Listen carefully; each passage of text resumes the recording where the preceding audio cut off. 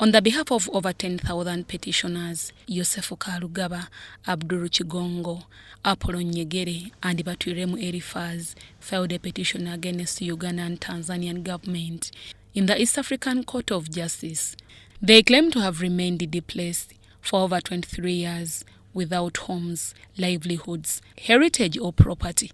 This followed the 2000 border conflicts between Uganda and Tanzania, when the Tanzanian government, under the leadership of the former Tanzanian president, Kyaaka and Kibaale, gave a directive to expel them, alleging that they were refugees from Uganda, Congo, Rwanda and Burundi. Now, what is so bad is that those people who are living at the border, they are living on the side of Uganda, but that area is raised. They are living in hilly places. Then they go down to have access on water. What these Tanzanians are doing, they send soldiers there and intercept their animals. And the charge that they put upon the animals too is really worse. Because one cow can be charged 150 Tanzanian shilling, and it is not even receipted. They cannot give it a receipt. The group, through their legal team led by Mwesigwa Rukutana, alleged that they were illegally evicted from their settlements when Tanzania surveyed its borders and encroached part of River Kagera, finding their way in Uganda.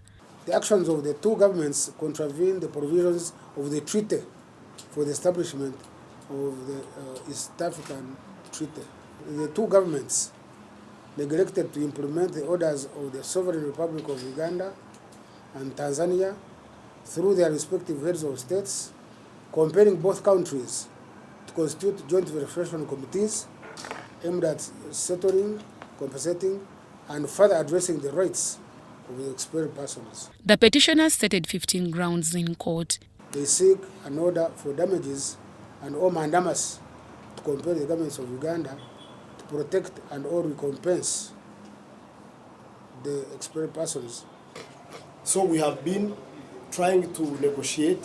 We have gone through both governments to make sure that they can understand our cause. They constituted what they call a joint verification committee. Of course, these people were hopeful that the committee would do its work, but the committee just kept quiet, apart from correspondences from the heads of state. They alleged that Kibale's directives leading to their eviction was inhuman, that saw Tanzanian joint security forces raiding their cattle and destroying their property. The petitioners are now residing in refugee camps of Kyaaka and Kibaale in Uganda. Meanwhile, the Anti-Corruption Court, before Judge Margaret Tebulia, has set 17th October 2023 to resume with the hearing of the case, where the former Nagric boss Dr. Charles Lago, Wakulira Mathias and now Kenya are facing charges of corruption, abuse of office, and causing loss of $4.5 billion to the government. Prosecution alleges that Dr. Charles Lago, together with other co-accused, in September 2019 at Nagric offices in Entebbe, in abuse of their offices, signed and witnessed over $1.3 billion contract between Nagric and Kibubu Agro Suppliers Limited for supply and delivery of animal semens without clearance from the Solicitor General. Prosecution is represented by Aliango Stephen and Mugamba David, senior state attorneys, and the accuser represented by Batenda Gerard, together with other lawyers. Deborah Namamonde, Susan Nabugodde, UBC News.